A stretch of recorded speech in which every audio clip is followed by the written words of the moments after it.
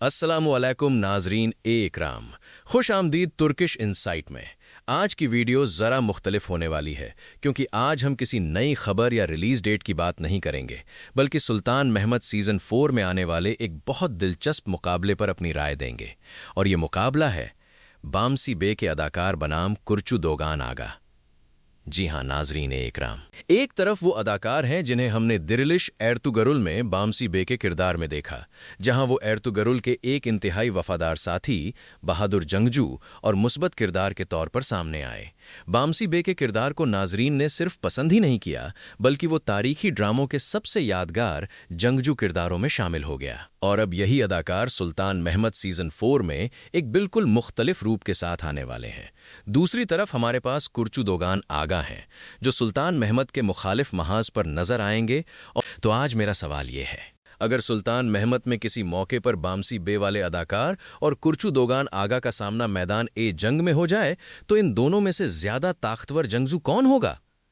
और नाजरीन इकराम, आखिर तक जरूर देखिएगा, क्योंकि मैं आखिर में अपनी राय भी दूंगा कि अगर वाकई ये दोनों आमने सामने आते हैं तो मैं किसके हक में जाऊंगा। और आप भी कमेंट में जरूर बताइएगा कि आपके ख्याल में कौन ज्यादा खतरनाक होगा। तो आइए शुरू करते हैं। सबसे पहले बात करते हैं बामसी बे वाले अदाकार की। हमने उन्हें दिरिलिश एर्तुगरुल में एक ऐसे जंगजू के तौर पर देखा था जो सिर्फ ताकतवर ही नहीं था, बल्कि वफादारी, जज्बात और बहादुरी के हवाले से भी अपनी अलग पहचान रखता था। बामसी बे का सबसे खास अंदाज क्या था? उनकी 2 तलवारें। जी हाँ, बामसी बे को हम अक्सर 2 तलवारों के साथ मैदान ए जंग में देखते थे, और यही उनके फाइटिंग स्टाइल की सबसे बड़ी पहचान बन गई थी। वो सिर्फ तलवार नहीं चलाते थे, बल्कि दोनों हाथों में तलवार के साथ दुश्मन पर हमला करने का उनका अंदाज ही अलग था। और इसके साथ साथ उनकी जिस्मानी ताकत, गुस्सा और मैदान ए जंग में जारिहाना अंदाज भी उन्हें एक खतरनाक जंगजू बनाता था। लेकिन अब दिलचस्प बात यह है कि यही अदाकार सुल्तान महमद में एक मनफी किरदार के साथ आ रहे हैं, यानी जिस शख्स को हमने एर्तुगरुल का साथी समझकर पसंद किया, अब वही एक मुखालिफ कुव्वत का हिस्सा होगा। मेरे ख्याल में ये चीज खुद इस किरदार की कशिश बढ़ा देती है, क्योंकि नाजरीन जब किसी अदाकार को कई साल तक एक मुस्बत किरदार में देखते हैं और फिर वही चेहरा एक मुखालिफ किरदार में सामने आता है, तो इसका असर आम विलन से मुख्तलिफ होता है। आप उसे देखकर फौरन पिछला किरदार याद करते हैं और फिर ज़हन में यह सवाल आता है कि क्या ये वही बामसी है, लेकिन इस मर्तबा दुश्मन की तरफ से? और मेरे ख्याल में यही इस कास्टिंग की सबसे बड़ी ताकत है। अब दूसरी तरफ आते हैं कुर्चु दोगान आगा की तरफ। ये किरदार पहले ही सुल्तान महमद में अपनी ताकत का मुजाहिरा कर चुका है। हमने देखा है कि सुल्तान महमद के सामने कई खतरनाक दुश्मन आए, लेकिन कुर्चु दोगान आगा ने भी मैदान में अपनी जंगी सलाहियत का खूब मुजाहिरा किया है। तलवार चलाने का अंदाज, हमले की रफ्तार और सबसे बढ़कर दुश्मन को खत्म करने का जारिहाना तरीका, ये सब चीजें उसे एक खतरनाक जंगजू बनाती हैं। और यहां पहुंचकर मुकाबला दिलचस्प हो जाता है, क्योंकि बामसी बे वाला अदाकार भी एक ऐसा जंगजू है जिसे हम बरसों से देखते आ रहे हैं, और कुर्चु दोगान आगा भी मैदान ए जंग में अपनी काबिलियत साबित कर चुके हैं। तो अगर ये दोनों एक ही मैदान में आ जाएं तो किसका पलड़ा भारी होगा? अब यहां एक दिलचस्प मुशाबहत भी है। दोनों 2 तलवारों के साथ लड़ते हैं। ये चीज मेरे ख्याल में इस पूरे मुकाबले को और भी खास बना देती है। एक किरदार में हमने 2 तलवारों का ये अंदाज दिरिलिश एर्तुगरुल में देखा, और दूसरे में यही अंदाज हमें सुल्तान महमद में नजर आ रहा है। यानी दोनों का फाइटिंग स्टाइल किसी हद तक एक दूसरे से मुशाबह भी है, लेकिन दोनों का अंदाज एक जैसा नहीं। मेरे ख्याल में बामसी बे वाले अदाकार की सबसे बड़ी ताकत उनका एक्सपीरियंस है। उन्होंने बरसों तक तारीखी जंगी मनाजिर किए हैं। उन्हें घोड़े पर लड़ते देखा गया, मुख्तलिफ हथियारों के साथ लड़ते देखा गया, और ख़ास तौर पर 2 तलवारों के साथ उनकी फाइटिंग बहुत मशहूर हुई। दूसरी तरफ कुर्चु दोगान आगा की ताकत शायद ये है कि वो पहले ही सुल्तान महमद की दुनिया के अंदर एक एस्टैब्लिश्ड वॉरियर के तौर पर मौजूद हैं।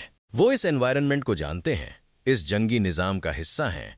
तो अगर मैं सिर्फ एक्सपीरियंस देखूं तो बामसी वाले अदाकार को बरतरी दूंगा, लेकिन अगर मैं सुल्तान महमद की मौजूदा दुनिया देखूं तो कुर्चु दोगान आगा को भी बिल्कुल कम नहीं समझा जा सकता। और नाजरीन इकराम, अब आते हैं मेरे पसंदीदा हिस्से की तरफ, शेर और भेड़िया। अगर मैं इन दोनों को अपने अंदाज में देखूं तो बामसी बे वाले अदाकार को मैं शेर कहूंगा, क्योंकि उनका अंदाज सीधा, ताकतवर और सामने से हमला करने वाला महसूस होता है। जबकि कुर्चू दोगान आगा का अंदाज मुझे ज्यादा भेड़िए जैसा लगता है, यानी ज्यादा खतरनाक, ज्यादा हिसाब से चलने वाला और मौका देखकर हमला करने वाला। और अगर वाकई ये दोनों किरदार एक दूसरे के सामने आ जाते हैं तो फिर ये सिर्फ ताकत की लड़ाई नहीं होगी, ये दो मुख्तलिफ जंगी अंदाजों की लड़ाई होगी। एक तरफ शेर, दूसरी तरफ भेड़िया। और यहां असल मजा तब आएगा जब दोनों के दरमियान सिर्फ एक मुख्तसर फाइट नहीं बल्कि मुकम्मल मुकाबला दिखाया जाए। क्योंकि अगर प्रोडक्शन ने सिर्फ 2-3 वार दिखाकर लड़ाई खत्म कर दी तो शायद नाजरीन मुतमईन न हो, लेकिन अगर दोनों को अपनी मुकम्मल जंगी सलाहियत दिखाने का मौका दिया गया तो ये सीजन 4 के यादगार मनाजिर में शामिल हो सकता है।